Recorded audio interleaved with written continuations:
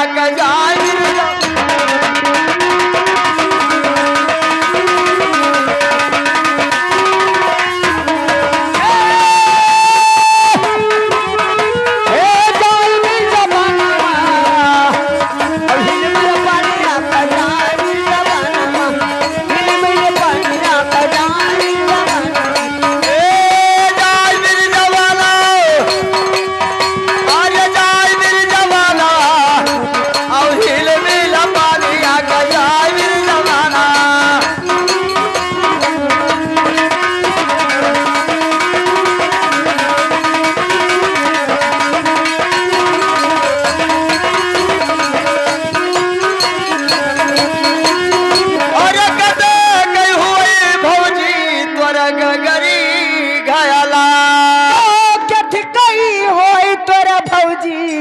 अरे गगरी खयालवा अरे कवने बड़ा नवा कई डोल जवाला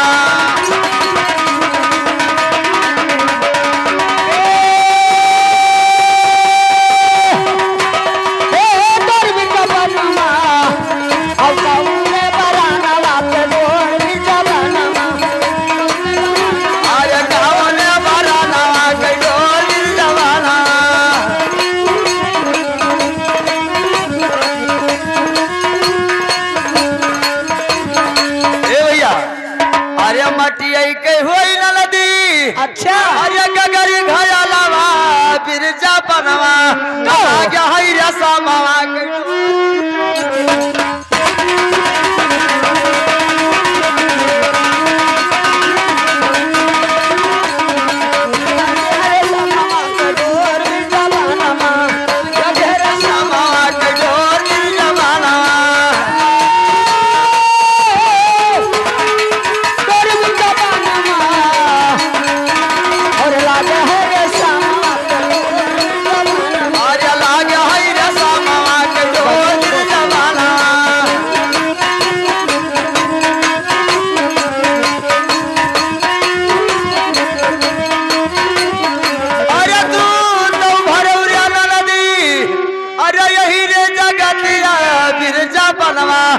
जोगिया मरैया आई घूम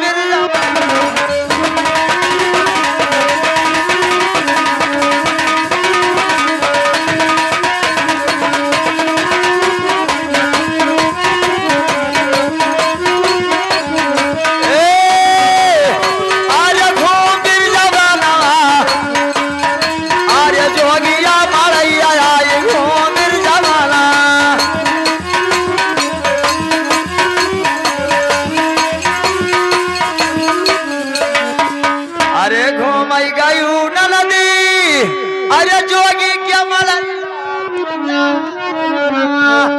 कहवा चोरी मा सकाय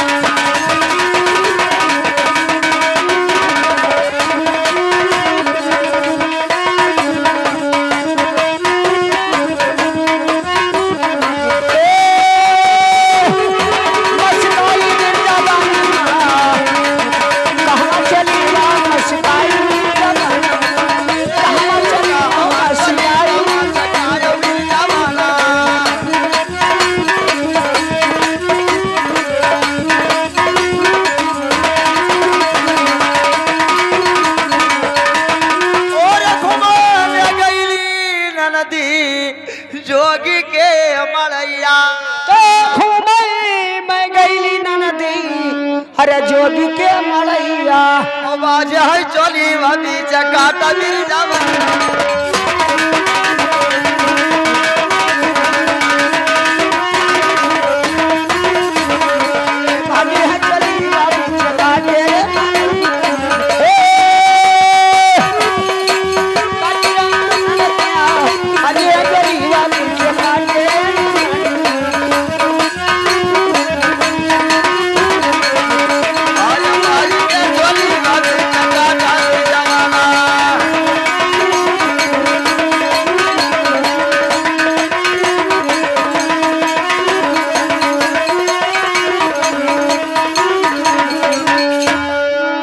तुलसीदास भजो भगवाना सुनो गीत दो सर्ग रंगाना माता हो जाओ जुबा पे तैयार।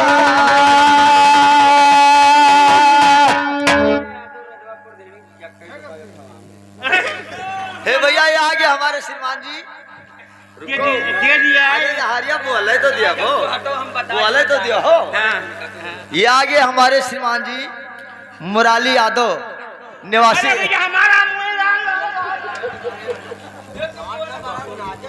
ये 21 रुपया अयोठो दीनी पक्का चूसे खाते। ये पक्का बहुत खा